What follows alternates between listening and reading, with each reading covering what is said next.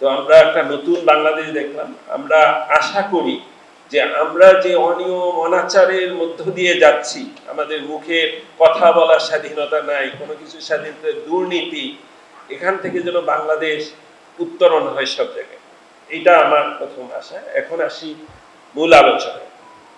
আজকে যে আলোচ্য বিষয়টা, আমি পুরোটার উপরে একটু ধারণা দিব যে আসলে প্রথমেই আমি ধন্যবাদ দিই যে আলোচনা অনুষ্ঠানটা আয়োজন করার জন্য বাংলাদেশ স্টাডি ফোরাম, এবং এটা ভেরি টাইমলি এবং সময় উপযোগী। কারণ আমরা সম্প্রতি একটা গত 21 আগস্ট থেকে 26 আগস্ট একটা বড় বন্যার মুখোমুখি হলাম ফেনী, কুমিল্লা সহ দেশের পূর্বাঞ্চলে। বিভিন্ন ধরনের আমাদের মধ্যে একটা শিহরণ তৈরি হয়েছে। একভাবে আমরা বন্যা মোকাবেলার জন্য শিক্ষার্থীরা, সরকার, সেনাবাহিনী, প্রশাসন, আমরা বন্যার্ত মানুষদেরকে সাহায্য করলাম। পাশাপাশি সবার মধ্যে একটা বিভিন্ন প্রপাগান্ডার মধ্যে হোক, যে কোনো কারণে হোক, একটা বিতর্ক তৈরি হয়েছে সামাজিক মাধ্যমে। এই কেন বন্যাটা হলো, ভারতের দায় কি, আমাদের ইয়ে কি। তো এইটার যেমন খারাপ দিক আছে, ভালো দিক হলো যে হ্যাঁ, আমাদের একটা চিন্তা তৈরি হয়েছে।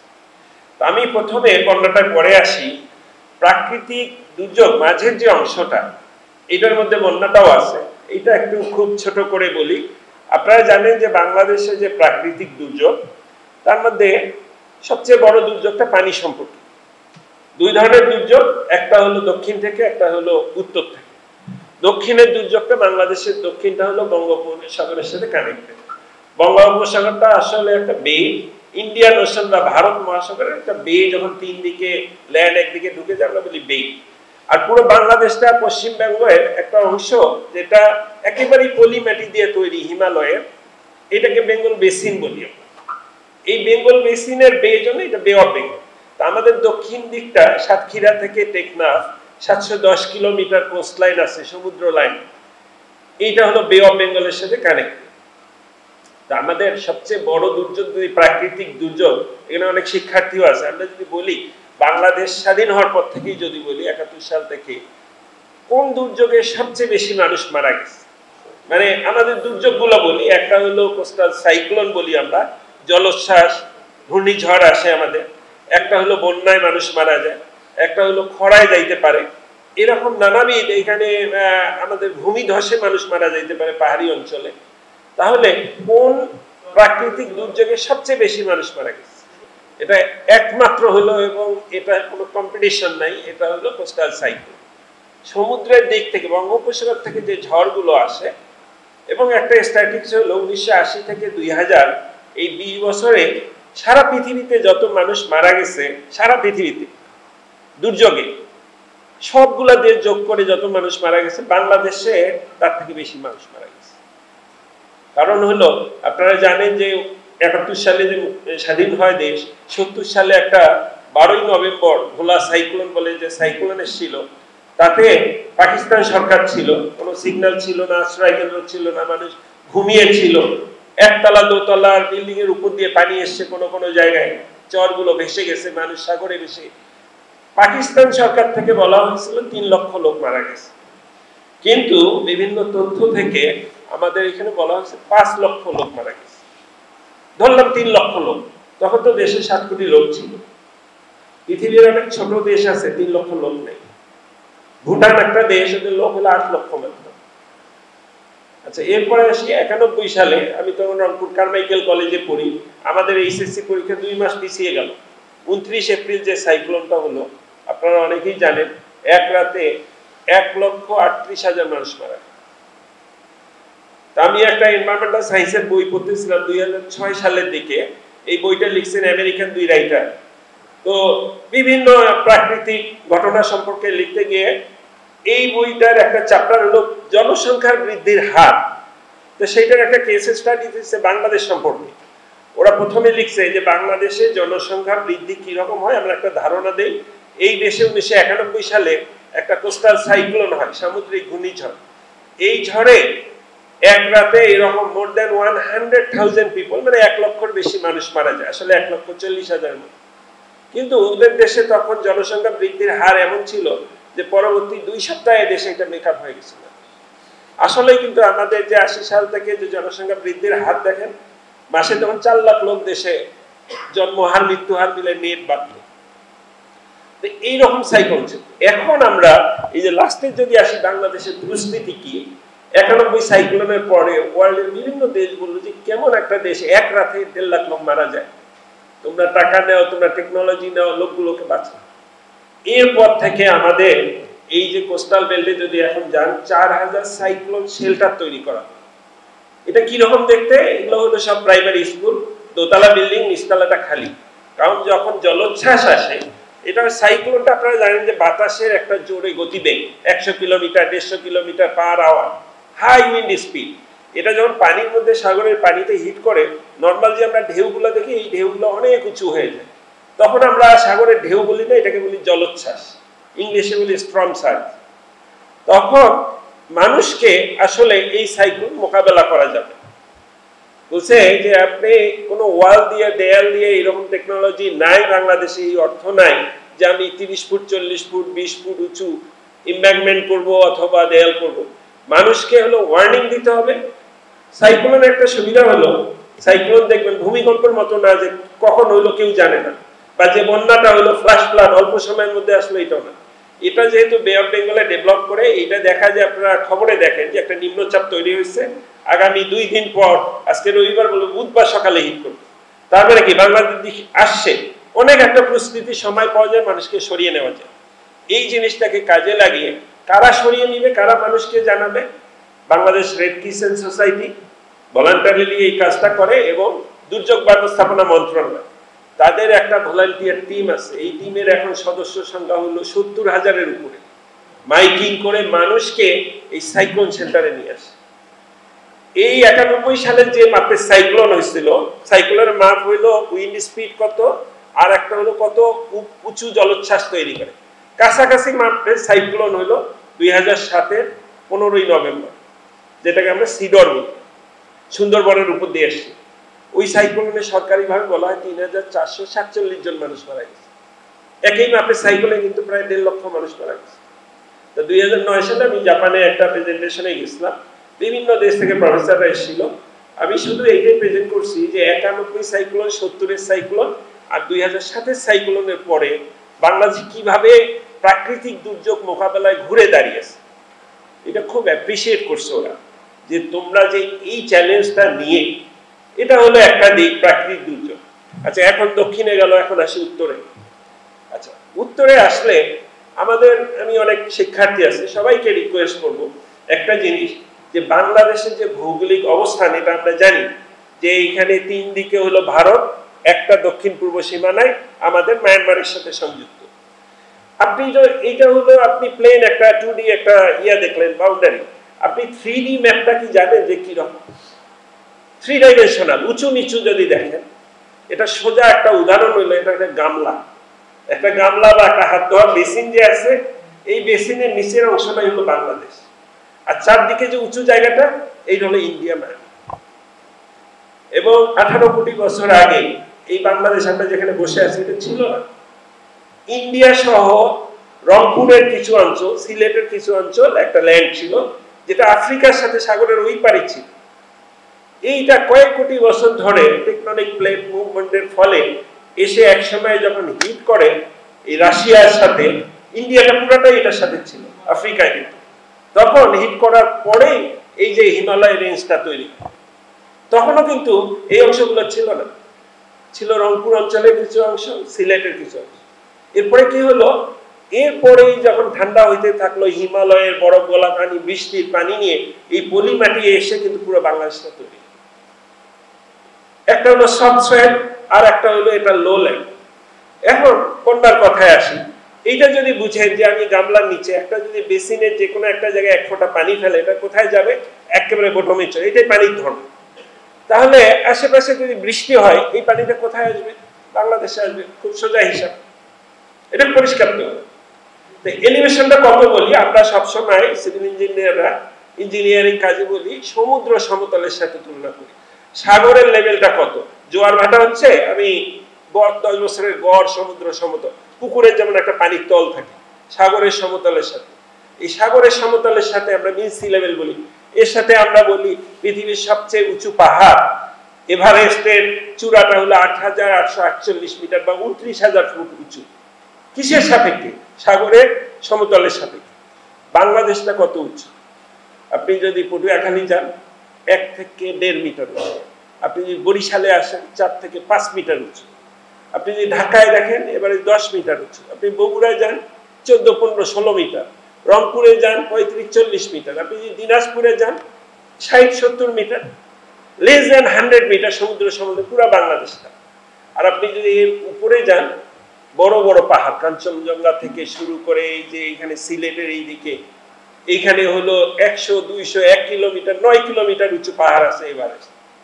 তার মানে কি, বৃষ্টি হইলে পুরো পানিটা কেমন ভাবে আসে বলি, এটা আপনারা অনেকেই জানেন।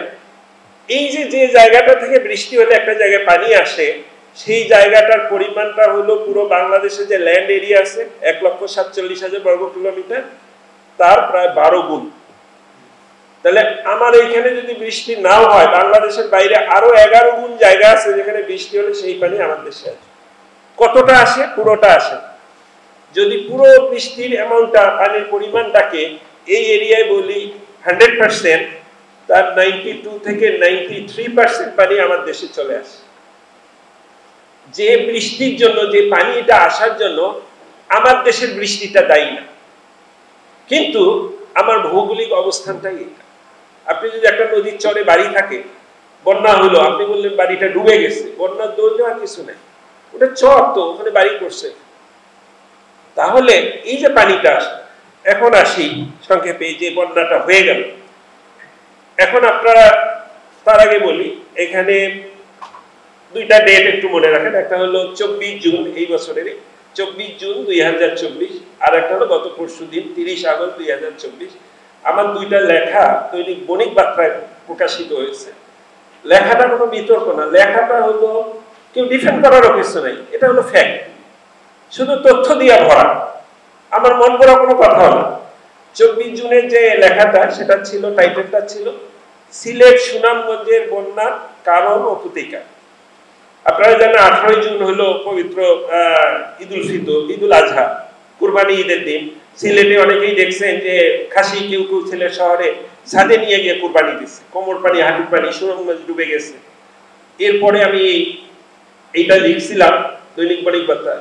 জাস্ট এক লাইনে যদি বলি, সিলেট থেকে সুনামগঞ্জ যদি একেবারে পূর্ব পশ্চিমে, ওইখানে বর্ডারটা আমাদের, যে প্রথমেই সিলেটের জকিগঞ্জ উপজেলা, তারপরে হইলো গোয়াইনঘাট, তারপরে হলো জৈন্তাপুর, তারপর কোম্পানিগঞ্জ, এরপর শুরু হলো সুনামগঞ্জ। সুনামগঞ্জের হলো সাতক, দোয়ারা বাজার, একেবারে পশ্চিমে হলো তাহিরপুর, যেটার সাথে টাঙ্গুয়ানা। এই পুরো জায়গাটা জুড়ে আপনারা অনেকেই সিলেট ভ্রমণ করছেন বা দেখেছেন, জাফলংয়ে যান বা টাঙ্গুয়ার হাট যান, আমরা দেখতে যাই কি, পাহাড়ি ঝর্ণাগুলো দেখতে যাই। দেশটা আসলে ভাগই হয়েছে ওইভাবে যে একটা অংশ প্লেন ল্যান্ড, পাহাড়গুলো ইন্ডিয়া। এখন যদি একটা পাহাড়ে বৃষ্টি হয়, সেই পানিটা কিভাবে নামবে? এটা খুব সোজা একটা উদাহরণ হলো বাচ্চাদের যে স্লিপার গুলা থাকে খেলনা, এইরকম। আপনি প্লেন ল্যান্ডে বৃষ্টি হলে এই পানি, আমরা বলি যে এই পানির একটা 50% মাটির নিচে ঢুকে যাবে, 30% ঢুকে যাবে, এইটা বয়ে আসতে নদীতে সময় লাগবে। পাহাড়ি এলাকায় যতই গাছপালা থাক, বৃষ্টি আসলে ও মাটিতে ঢোকার সময় পায় না। তাহলে এই যে সিলেট, আমি যে ৭-৮টা উপজেলার কথা বললাম, সিলেটের সুনামগঞ্জের এর উল্টা দিকে যে পাহাড়গুলো, এটা হলো সিলেটে মেঘালয় রাজ্য, যেখানে পৃথিবীর সবচেয়ে বেশি বৃষ্টি। কিরকম বৃষ্টি হয়? বাংলাদেশে ৩৬৫ দিন বা অ্যানুয়াল বৃষ্টি হলো ২,২০০ মিলিমিটার। যদিও আমাদের দক্ষিণ পশ্চিম অঞ্চলে কম, ১৫০০-র মতো, সিলেটের দিকে বেশি, ৪,০০০ গড় করলে। আমরা যদি ২,০০০ ধরি, এই মেঘালয়ের বৃষ্টি হলো ৩ গুণ, ৬,০০০, ৬,৫০০ মিলিমিটার অ্যানুয়াল। এই পানিটা কোথায় আসে? এটা আমাদের এই পানির ঢলটা বাংলাদেশে নেমে আসে। এটা আটকানোর, এই যে একটা কথা উঠছে, বাদের বিপক্ষে বাদ, এটা মূর্খতা ছাড়া কিছুই। পানি আপনাকে নামিয়ে যেতে, আমি আগেই বলছি গামলার তলায় আছি আমি পানি কোথায় আটকাবো? আমি বাদ দিব, ওই বাদের উপর দিয়ে পানি আসবে। আচ্ছা, তাহলে এই বন্যাটা কেন হলো? এই ধরনের বন্যা যেখানে পাহাড় থেকে আপনি সময়ও পাবেন, এই বন্যাটা প্রেডিক্ট করার মতো আপনার সময় নাই। আমরা বন্যার পূর্বাভাস দেই, পানি উন্নয়ন বোর্ড কিভাবে দেয় জানেন? ইন্ডিয়ার সাথে আমাদের কিন্তু চুক্তি আছে যে গৌহাটিতে পানির লেভেল কোথায়? ব্রহ্মপুত্রের উপরে, আসামে কোথায় কয়েকটা স্টেশন, ওরা বলে যে আমাদের আজকে সকাল 9টায় পানি এত উঁচু ছিল। এইটা আমাদের একটা গাণিতিক একটা মডেল আছে পানি উন্নয়ন করে, ওই যখন ডেটাটা দেয় ওই পানিটাই কিন্তু কুড়িগ্রাম হয়ে গাইবান্ধা হয়ে বগুড়া হয়ে সিরাজগঞ্জে আসবে। তো ওরা মডেল থেকে হিসাব করে বের করে যে এটা সিরাজগঞ্জে আসলে কোন সময় আসবে, কত উঁচু হবে, এটাই হলো গাণিতিক মডেল। কারণ এটা প্লেন ল্যান্ড থেকে পানিটা আসে। পাহাড়ি এলাকায় এটাকে আমরা বলি আকস্মিক বন্যা, ইংলিশে বলি ফ্ল্যাশ ফ্লাড। ওই যে বললাম স্লিপারের মতো পানিটা নামে, এইটা আপনি এইভাবে এখনো আমাদের মডেল প্রেডিক্ট করতে পারে না। যার ফলে সিলেট সুনামগঞ্জে যখন বৃষ্টি হলো আপনারা দেখছেন একদিনের মধ্যে কোমর পানি হয়ে যায় তাহিরপুরে, এই কয়েক ঘন্টার মধ্যে। আবার পানিটা নেমেও যায় তারা। এখন আসি এই বন্যায়। 19 আগস্ট থেকে প্রথম বৃষ্টি শুরু হলো। পরে দেখবেন আবহাওয়া অফিস কি বলছে, আবহাওয়া অফিস বলছে যে 19 আগস্ট থেকে বঙ্গোপসাগর থেকে মেঘগুলো এসে এই যে আমাদের ত্রিপুরা রাজ্যটা, আপনারা ম্যাপটা দেখবেন, অনেক শিক্ষার্থী আছে, আমি বলতেছি যে আপনাদের ফ্যাক্ট জানতে হবে, কারো কথা শোনার দরকার নেই। আপনি ম্যাপটা জুম করে দেখেন ত্রিপুরার লোকেশনটা কোথায়। আমি তো উত্তরে বললাম মেঘালয় রাজ্য, মনে রাখবেন, ঠিক পূর্ব দিকে হলো কুমিল্লার পূর্বে হলো ত্রিপুরা। তো কুমিল্লা ত্রিপুরা না, এটা দেখবেন এইরকম একটা, এই যে এরকম গোল একটা শেপ। এইখানে আছে প্রথমে মৌলভীবাজার, তারপর হবিগঞ্জ, তারপরে ব্রাহ্মণবাড়িয়া, তারপরে কুমিল্লা, এখানে আছে ফেনী, চিটাগাং, খাগড়াছড়ি।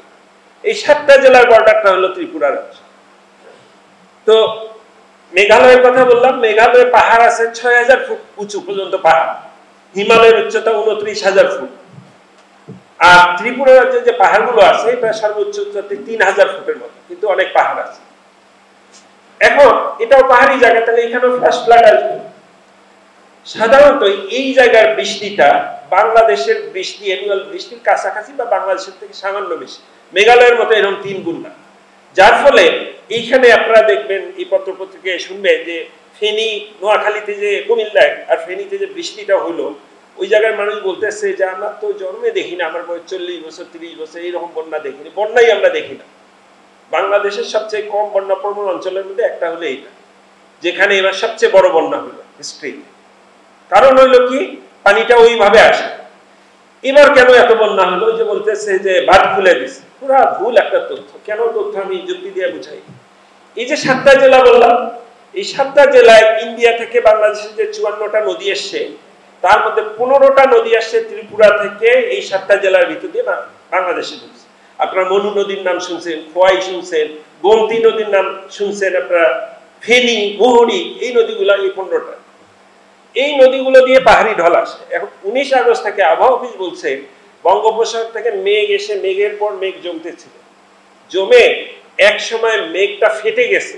ফেটে যাওয়া মানে এটাকে বলে ক্লাউড ব্লাস্ট, মেঘ বিস্ফোরণ, এবং বর্ষা শুরু হয়েছে, বর্ষণ। এটা কোথায় জমছে? ত্রিপুরা এবং বাংলাদেশে এই দক্ষিণ পূর্বাঞ্চলে এই 7টা জেলায়, এর সাথে নোয়াখালী, লক্ষ্মীপুর, এই পুরো জায়গায় যে বর্ষণটা শুরু হয়েছে, এই বৃষ্টি আর থামে নাই। টানা 3 থেকে 4 দিন, 19 তারিখের পর থেকে কত বৃষ্টি হয়েছে খালি ধারণা নেই। ইন্ডিয়ার কথা ভুলে যান, বাংলাদেশের এমনকি আপনি যদি নোয়াখালী, লক্ষ্মীপুরের বৃষ্টি দেখেন 450 মিলিমিটার থেকে 550 মিলিমিটার। বাংলাদেশে যদি 365 দিনে 2000 মিলিমিটার বৃষ্টি হয়, তাহলে এই 3 মাসের বৃষ্টি তো 4 দিনে হলো। এবং আপনারা জানেন যে 12ই জুলাই গত মাসে এইখানে যে ঢাকা শহরে যে কোমর পানি হলো, আপনার অনেকেই মনে আছে, মাত্র 130 মিলিমিটার বৃষ্টি হয়েছিল 6 ঘন্টা। এই যে 500-600 মিলিমিটার বৃষ্টি, এটা বলা হচ্ছে, এবং এই রেইন অ্যামাউন্টটা বাংলাদেশে না, ত্রিপুরায় দেখবেন 300 থেকে 400। এইটা বলা হচ্ছে 3 থেকে 4 দশকের মধ্যে এইরকম কোনো রেকর্ডেই নেই এত বৃষ্টি। পরিষ্কার এই বৃষ্টিটা কেন হচ্ছে? আমার এই যে লেখাটা, আমি যে কথাগুলো বললাম, আমার গত পরশুদিনের লেখাটা বণিক বার্তায়, এটা শিরোনাম হলো ফেনী ও কুমিল্লা সহ পূর্বাঞ্চলের বন্যা কারণ কি, দায় কার, পুরো একটা বর্ণনা দেয়া আসছে তথ্য দিয়ে। এই যে বৃষ্টিটা হলো, এই বৃষ্টিটা, এই পানিগুলো যখন নামতে থাকলো, আগেই বলছি স্লিপারের মতো পাহাড় থেকে আসে। পানি উন্নয়ন বলছে আমরা 6 ঘন্টাও সময় পাই নাই যে একটা পূর্বাভাস দিব এই পানিটা এর মধ্যে বন্যা হয়ে গেছে। ফ্ল্যাশ ফ্লাড আসলে এরকমই। এটা করণীয় কি সেটা আমরা পড়ি। আচ্ছা, এই যে 15টা নদী বললাম ত্রিপুরা থেকে, 14টা নদীর উপরে কোনো ধরনের ড্যাম নেই। ড্যাম কি করে পানি আটকায় রাখে? কাপ্তাই ড্যাম যেমন আটকায় রাখছে। 14টা নদী দিয়ে তাহলে আটকানোরও কিছু নেই, ছেড়ে দেওয়ারও কিছু নেই। একটা নদীতে একটা ড্যাম আছে, 3টা নদীতে ব্যারাজ আছে, 4টা নদীতে। ব্যারাজ হইলো কি ফারাক্কা আর তিস্তার মতো, এইটা পরে বলতেছি। বর্ষার সময় ব্যারাজের গেট খুলে দেওয়াই নিয়ম, সব খোলা থাকে, ব্রিজের মতো হয়ে যায় ব্যারাজ। এখন ড্যাম হইলো কি পানি আটকিয়ে রাখে। এখন এই ড্যামটা হলো আমাদের কুমিল্লা সীমানা থেকে 120 কিলোমিটার উঠানে, একেবারে আমাদের খাগড়াছড়ির ঠিক পাশেই, ত্রিপুরা ওই জায়গায়, ত্রিপুরার শেষ প্রান্তে। ওখানে যে ড্যামটা, ইলেকট্রিসিটি প্রোডাকশন ক্যাপাসিটি, আপনারা যারা অনেক সাংবাদিক আছেন, আপনাদের এই জিনিসটা পরিষ্কার জানতে হবে, মাত্র 6 থেকে 7 মেগাওয়াট বিদ্যুৎ তৈরি করতে পারে।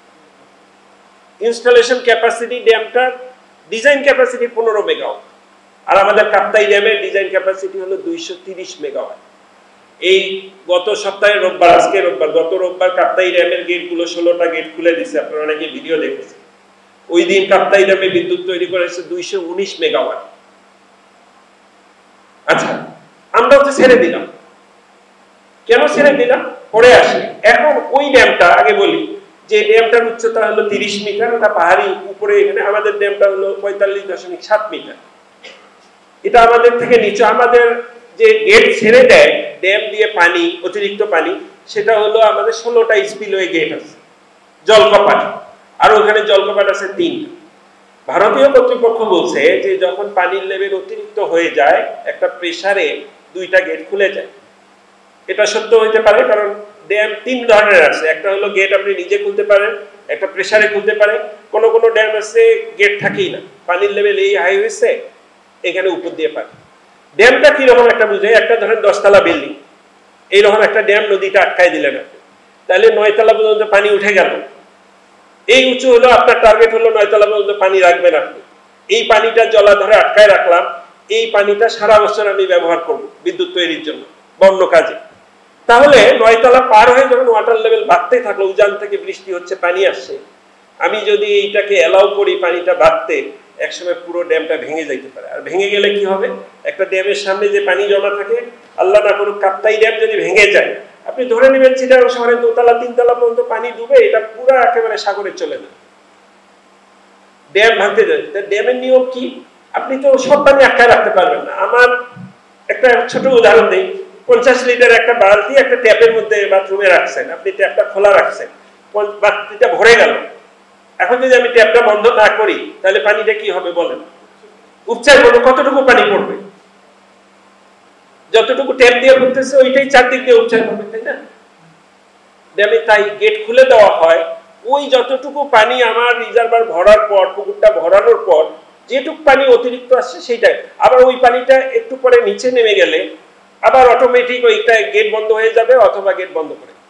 গত রোববার যে কাপ্তাই ড্যাম খুলে দেওয়া হলো 16টা গেট, আপনারা দেখেছেন, 6 ঘন্টা পরে আবার বন্ধ করে দিচ্ছে। কেন?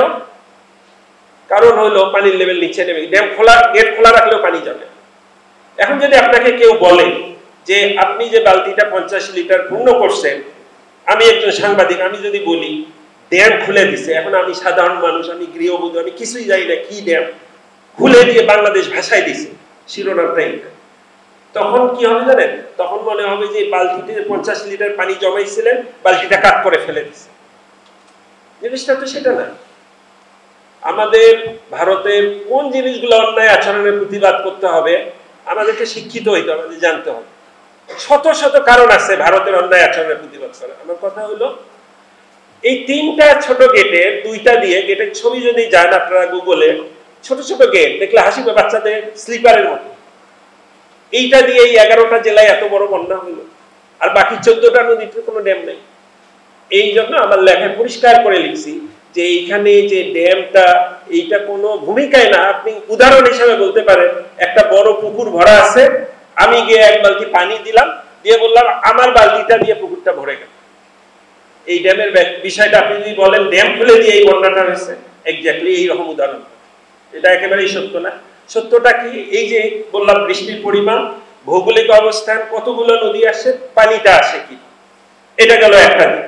আচ্ছা, আর একটা হলো ভারতের এখানে অন্যায়টা কোথায়, আন্তর্জাতিক আইনের লঙ্ঘনটা কোথায়? হ্যাঁ, যখন আপনি ড্যাম খুলে দেবেন, আপনারা খেয়াল করছেন রবিবার কাপ্তাই ড্যাম খোলার আগে শুক্রবার থেকে ডিসি থেকে শুরু করে চিটাগাং এর এখানে অ্যানাউন্সমেন্ট হয়েছে যে চট্টগ্রামের মানুষ যেন আতঙ্কে না ভুগে, যে ড্যাম খুলে দেওয়া, এটা কন্ট্রোল ওয়েতে খুলে দেওয়া হবে, এইটুকু পানি যাবে, এটা কত বড় বন্যা তৈরি করবে না।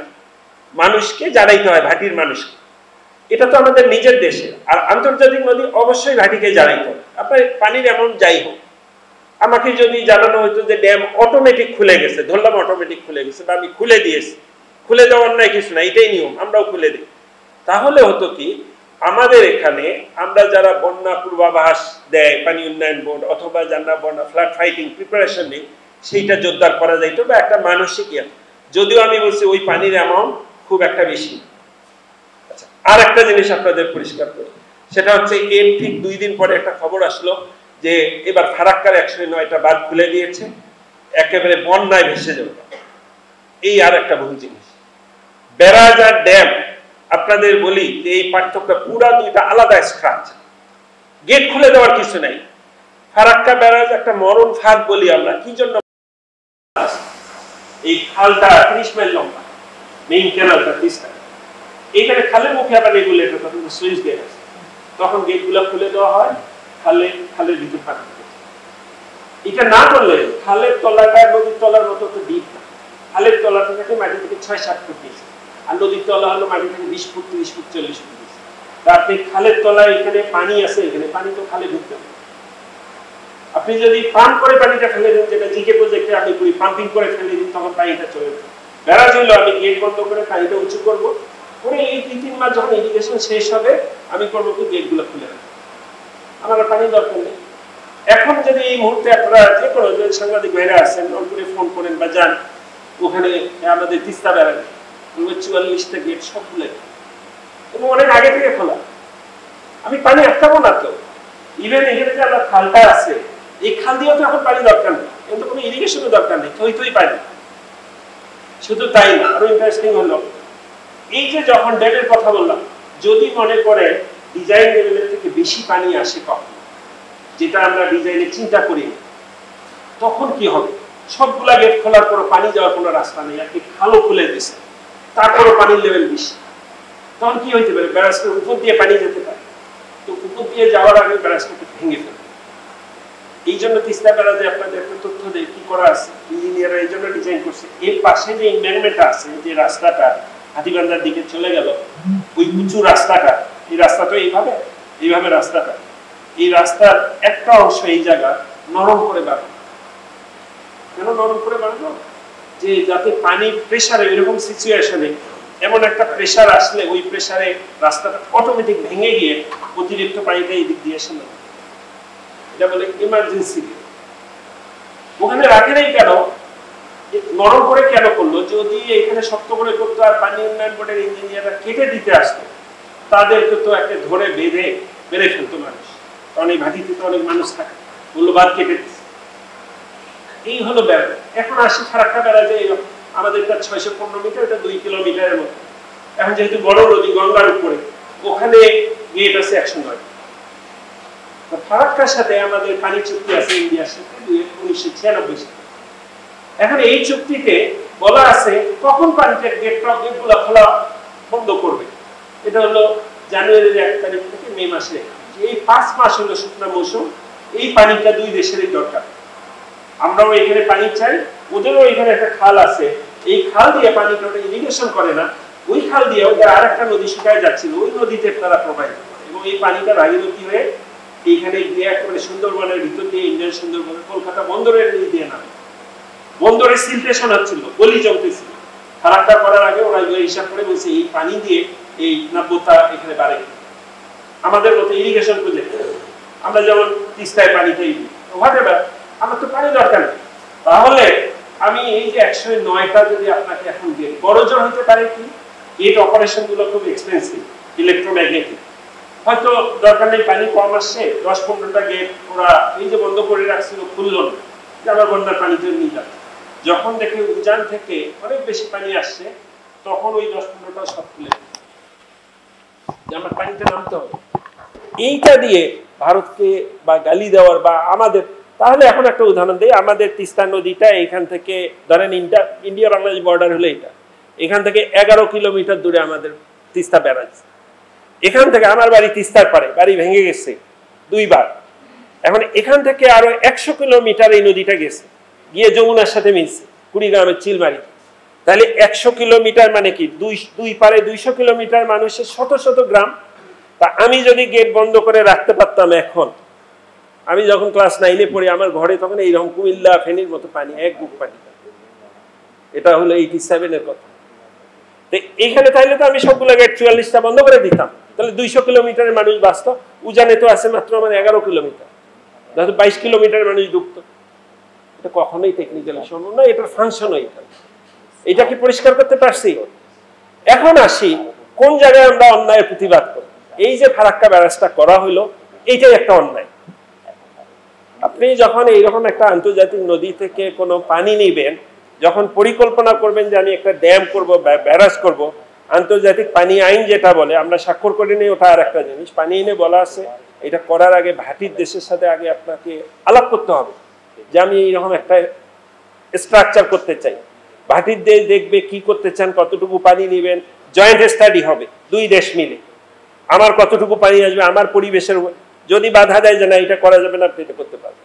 যেটা আমাদের ড্যামের ক্ষেত্রে হয়েছিল, বড়াকে যে আমরা একটা ড্যাম করতে চাইছিল টিপাই মুখে, বাংলাদেশের প্রতিবাদে পরে আর কিন্তু এটা পারে নাই করতে ইন্ডিয়া। তাহলে এইটাই একটা অন্যায়। আর একটা অন্যায় কি, এটা 61 সাল থেকে শুরু হয়, তখন পাকিস্তান পিরিয়ডে। আর একটা অন্যায় কি, যখন 74 সালে তখন বঙ্গবন্ধু ছিলেন, ইন্দিরা গান্ধী ছিলেন, বলা হয়েছিল আমরা পরীক্ষামূলকভাবে একটা পানিটা সরাই নিব, তারপর আমরা চুক্তি করব।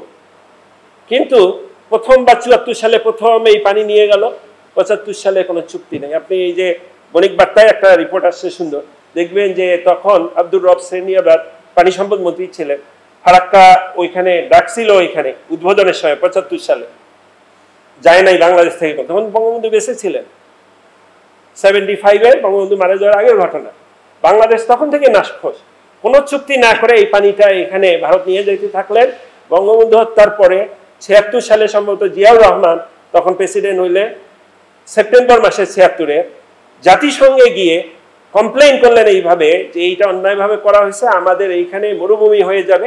কারণ এই যে গঙ্গা দিয়ে যে পানিটা আমাদের নামে, এই পানিটা আপনারা জানেন যে আমরা যদিও পদ্মা বলি, এনামুল হক সাহেব রাইটলি বলছেন এটা পদ্মা না, আমরা এখানে রাজশাহী পদ্মার তীরে বলি, এটা না, এটা গঙ্গাই আসছে আমাদের আরিচা পর্যন্ত, যেখানে যমুনা এসে মিলল, গঙ্গা মিলল, তারপর এটা হলো পদ্মা।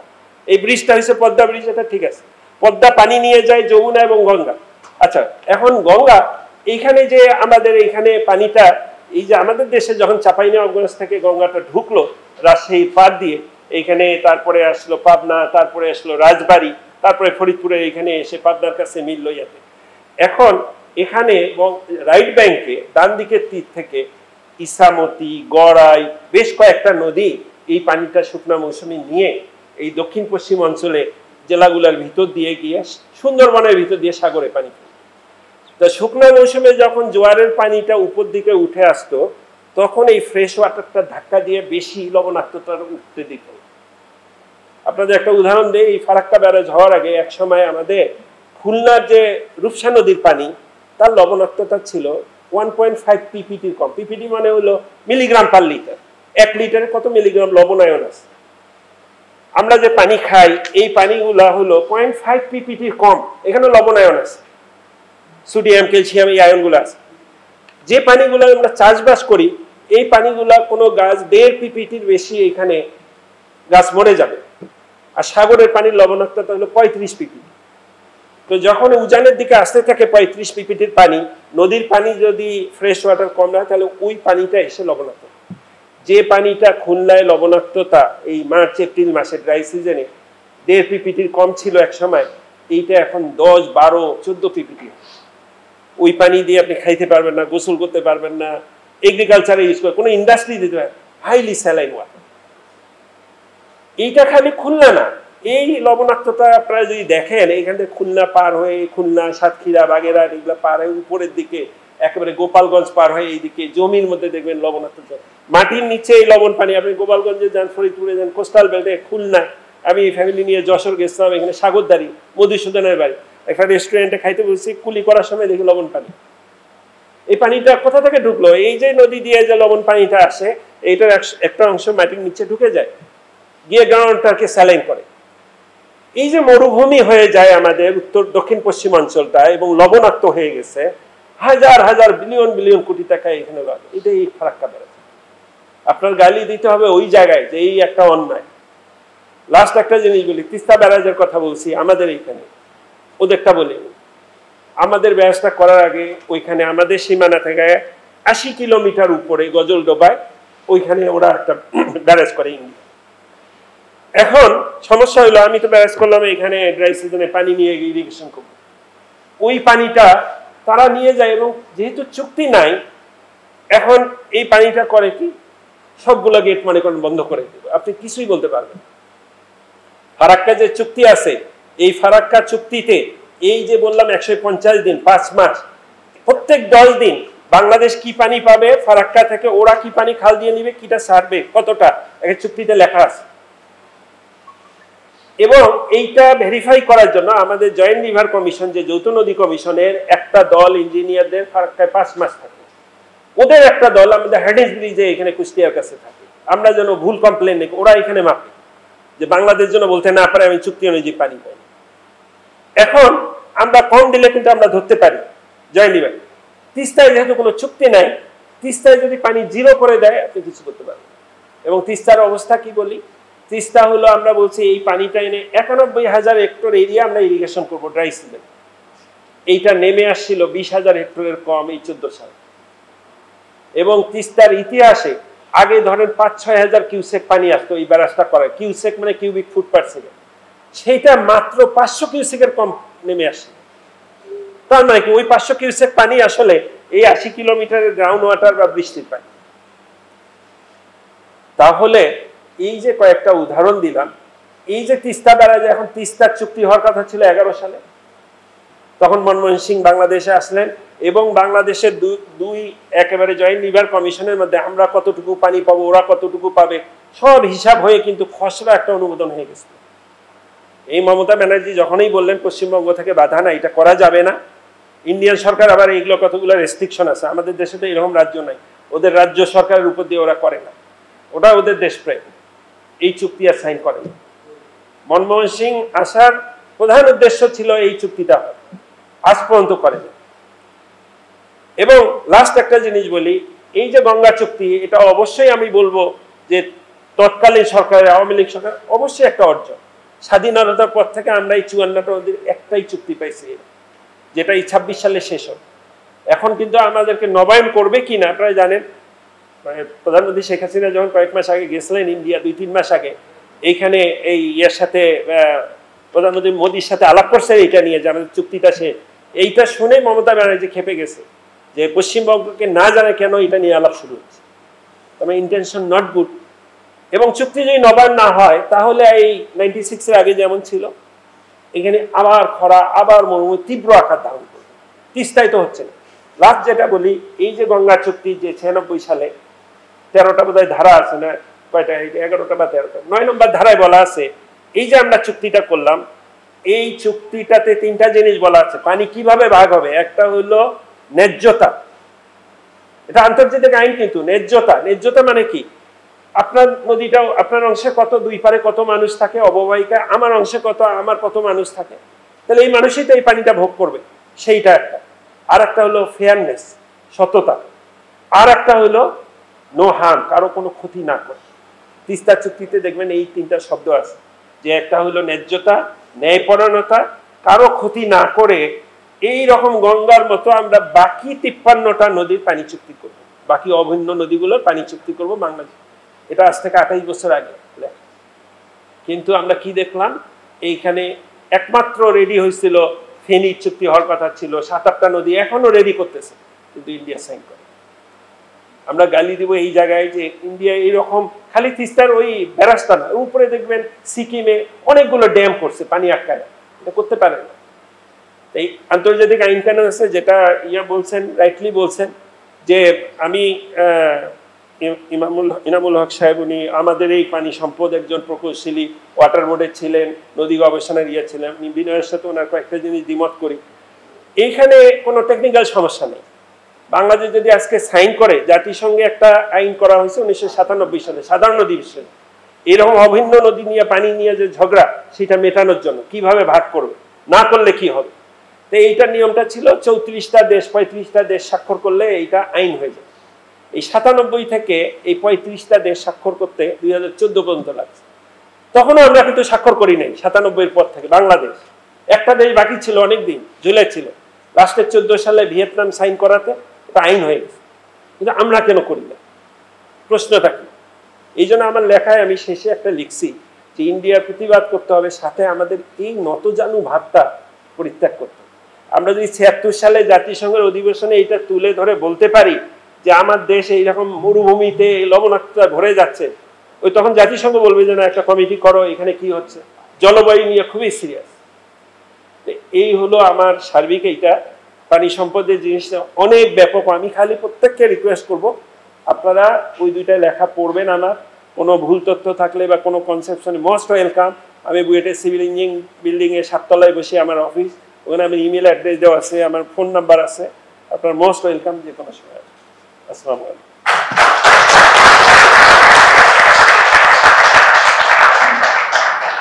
ধন্যবাদ।